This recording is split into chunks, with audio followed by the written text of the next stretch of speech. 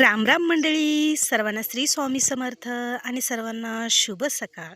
तर बघा, इकडं सकाळचे 5:30 वाजलेले आहेत आणि इकडं माझी झालेली आहे कामाची सुरुवात. आणि बघा, थोडासा अंधारच आहे, तर अंधारामध्येच मी शूट घेतलेला आहे, कारण तुमच्याशी आजचं रुटीन शेअर करावं म्हणलं, गावाकडचं हे रुटीन. तर इकडं मी झाडायला सुरुवात केली. सर्वात आधी ओटा झाडून घेतला, नंतर घरातलं पण झाडून घेतलं आणि नंतर मग आता राहिलं होतं ते खराट्याचं झाडायचं. मग आधी म्हणलं चला घरातलं ते झाडून घेतले की लगेच खराट्याचं पण झाडून घेऊया. तर इकडं मी तुम्हाला थोड्याशा शॉर्टमध्ये क्लिप दाखवलेल्या आहेत. तर इकडं बघा, इकडं आता शेळ्या पण सोडलेल्या आहेत, कारण बघा शेतकरी म्हणलं की शेतकऱ्याच्या घरामध्ये खूप सारा पसारा असतो. शेळ्या, जनावरं सर्व काही आमच्यामध्ये म्हणजे आमच्या घरी आहे. तर इकडं बघा, शेळ्यांना दिवसभर जाळीमध्ये असतात आणि रात्री म्हणजे इकडं आडोशाला शेडमध्ये पत्र्यामध्ये आम्ही बांधत असतो. आणि नंतर मग ही सगळी फरशी धुवून घ्यावी लागत असते बघा, कारण शेळ्या बांधलेल्या असतात त्याच्यामुळे. आणि बघा, इकडं पण घरी पण गहू वाळू घातलेला आहे. आणि इकडं बघा, आमच्या गाईनं हे काय काम केलेलं आहे, सगळं गाईचं गोमूत्र पूर्ण फरशीवर आलेलं आहे. पण असू द्या, कारण गाईचं गोमूत्राचा सडा दारात पडलेला शुभच असतो. मग आता हे पण मला धुवून घ्यायचं होतं, झाडून घ्यायचं होतं. तर एक छोट्याशा झाडूनं, मी खराब झाडूनं ही गोमूत्र सगळं काही लोटून घेतलं. आणि नंतर मग इकडं खराट्याचं माझं राहिलं होतं झाडायचं. मग सगळी घरातलं काम आवरलं, वट्या झाडला, सर्व काही मधली सर्व काही कामे झाली आणि लगेच मी इकडं खराट्याचं झाडून घेतलं. तर बघा, एक काम करूचपर्यंत इकडं चांगलं असं उजडलं आणि पाणी ती मारायचं, कारण म्हणजे ज्यावेळेस आपण खराट्याचं झाडतो त्यावेळेस झाडात पाणी मारायचं, रांगोळी काढायची. ही जुनी पद्धत अजून पण आमच्यामध्ये म्हणजे आमच्याकडे आहे. कारण पाणी बघा ना, पारूचं काम झालं आणि दारात पाणी मारलं की एक वेगळीच फ्रेश पॉझिटिव्हिटी वाटते आणि घरामध्ये प्रसन्नही तितकंच वाटतं. तर मग इकडं झाडून काढून घेतलं आणि पटापटा पाणी पण मी इकडं शिपवून घेतलं. आणि आता अशा प्रकारे इकडं माझं काम चालू आहे.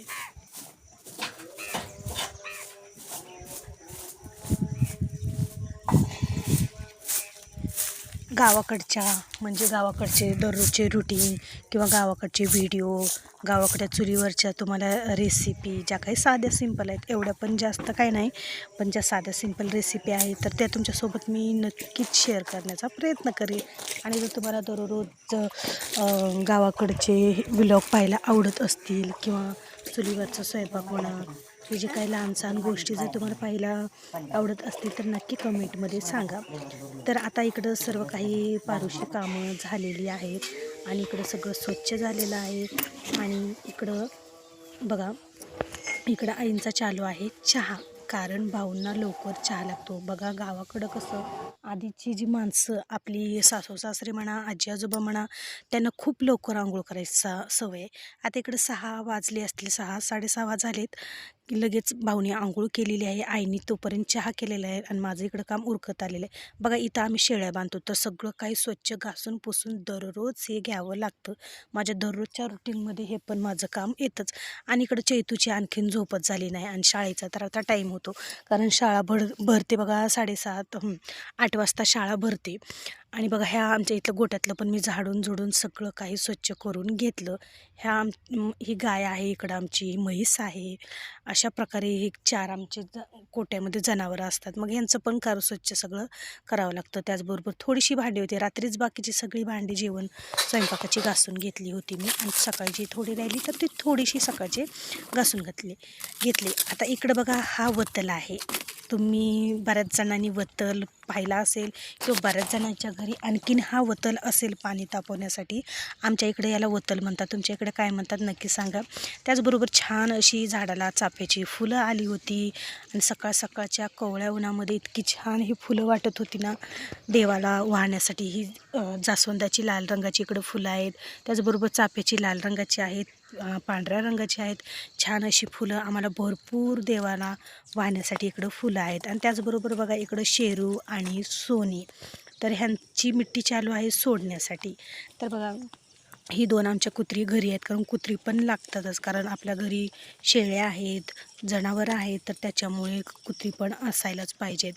बघा, प्रत्येक शेतकऱ्याच्या घरी कुत्रं हे पाळलंच जातं, कारण कुत्रं घरी असणं म्हणजे तितकंच महत्त्वाचं असतं. आणि शेळ्या असल्या की दुसऱ्या जनावराची भीती नसते ना, त्याच्यामुळे. तर बघा, इकडं आमच्या ह्या शेळ्या आहेत, तर काही आडबाजूला बसलेल्या आहेत, तर काही उभ्या आहेत, तर काही कोपऱ्यात बसलेल्या आहेत. बघा, इकडं किती इकडं तिकडं बसलेल्या आहेत. अशा प्रकारे आमच्या ह्या शेळ्या आहेत, आणि शेळ्यांसाठी इथं आम्ही शेड मारून घेतलेला आहे. तर बघा, मस्त अशा कैऱ्या, किती किती छान कैऱ्या आल्यात बरं, तोंडाला पाणी सुटावं इतक्या मस्त कैऱ्या आलेल्या आहेत. तर इकडं दोन्ही पण झाडाला छान अशा कैऱ्या आलेल्या आहेत. आणि इकडल्या मंदिराच्या साईडकडच्या कैऱ्या आहेत, तर तिकडं 4-5च कैऱ्या, अवघ्या म्हणजे 4-5 कैऱ्या लागलेल्या आहेत. बाकी इकडल्या बाजूला जास्त कैऱ्या लागलेल्या आहेत. आणि सकाळ सकाळचा असा हा सकाळचा व्ह्यू आहे बघा, किती छान असं सकाळचं कोवळं ऊन.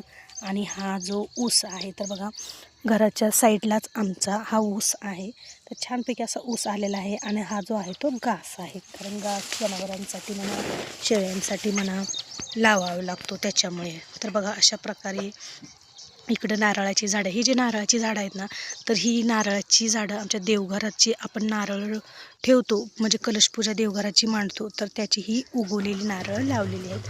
आता पार तोंडावर ऊन आलेलं आहे, तरी पण इकडं काय चैतू उठत नाही. आता आमचा चालू आहे इकडं चहा. बघा, आता म्हणजे आईकडेच लागलेलं आहे चहाचं सकाळपासून काम, कारण मला जरा प्रॉब्लेम आलेला आहे. आणि आमच्या इकडं ना, ज्यावेळेस पिरियड्स येतात, तर त्यावेळेस घरामध्ये कुठंच हात लावला जात नाही, स्वयंपाक केला जात नाही, अशी आधीपासूनचीच ही रूढी परंपरा आहे. त्याच्यामुळे 4 दिवस आईकडे स्वयंपाक असतो. आणि पण 4 दिवस इतका जीवाला आराम मिळतो ना, कारण 4 दिवस स्वयंपाकाचं काहीच टेन्शन नसतं. बाकीची सर्व काही वरची कामं करायची असतात, पण स्वयंपाक हा नसतो बस. आणि आता तुमच्या इकडं हे म्हणजे असे नियम पाळले जातात का नाहीत काय माहीत, पण आमच्याकडनं आधीपासूनच आहे. ज्यावेळेस आपल्याला मासिक धर्म येतो, त्यावेळेस 4 दिवस हे बाजूलाच राहायचं असतं, म्हणजे बाजूलाच स्वयंपाक वगैरे काहीच करायचा नसतो. आणि नंतर मग मी सर्व काही काम झालं, स्वयंपाक म्हणजे धुणं झालं, भांडी झाली, घरातलं सगळं काही काम आवरलं की मी इकडं आले बघा शेताकडे, कारण ह्यांना जरा म्हणजे कारभाऱ्यांना थोडं काम होतं, मग ते गेले बाहेर. आणि मग इकडं त्यांनी पाणी लावलं होतं, फक्त पाईप बदलायचा होता, मग इकडं मी पाईप बदलण्यासाठी आले, पण पाईप काय लवकर बदलत नव्हता, काहीतरी बहुतेक वेगळा फॉल्ट झाला, त्याच्यामुळे लवकर काही पाईप बदलणार. मी एक लावत होते आणि तो काय बसतच नव्हता. मग अशा प्रकारे इकडं माझी पूर्ण साडी भिजली. नंतर मग विचार केला नेमकं लावायचं कसं. मग नंतर थोड्या वेळानं पाईप हा मी कशीबशी कोशिश करून, कसाबसा प्रयत्न करून पाईप हा जोडला. आणि अशा प्रकारे उन्हातानाचं इकडं चालू झालं उसाला पाणी द्यायला सुरू. नंतर मग ऊन खूप लागल्यामुळे आता आले सावलीला. आणि काय झालं, काल 4-5 वाजता थोडंच पाणी होतं या मटक्यामध्ये, तर मग थोडंसं थंडगार पाणी पिलं. एकदम इतकं गार पाणी नाही, इतकं मनाला असा आराम भेटला थंडगार मटक्यातलं पाणी पिल्यानं, कारण इतकं गार पाणी राहते ना याच्यामध्ये. मग चला, आता करूया सुरुवात. आणि तुम्ही पोलिसाचा युनिफॉर्म पाहिला असेल, डॉक्टरांचा पाहिला असेल, किंवा आणखीन बऱ्याच नोकरी करणाऱ्याचा युनिफॉर्म पाहिला असेल, शेतकऱ्यांचा तुम्ही पाहिला आहे का बरं? तर बघा, हाच आमचा युनिफॉर्म प्रत्येक शेतकऱ्यांचा.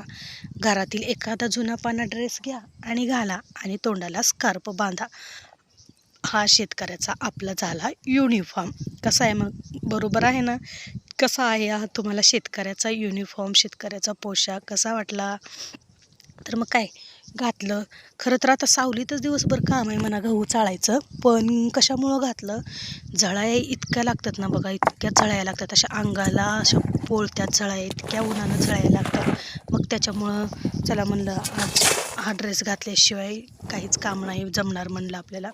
मग काय घातला आणि लागलं इकडं छान असं.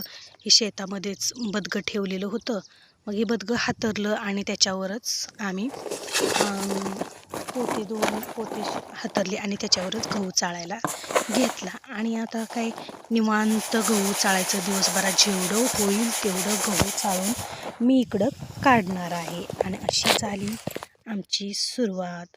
नंतर खूप कंटाळा आला, गहू चाळलं, इकडं जेवणाची वेळ झाली. मग मस्तपैकी आम्ही दोघांनी मिळून इथं शेतात जेवण केलं.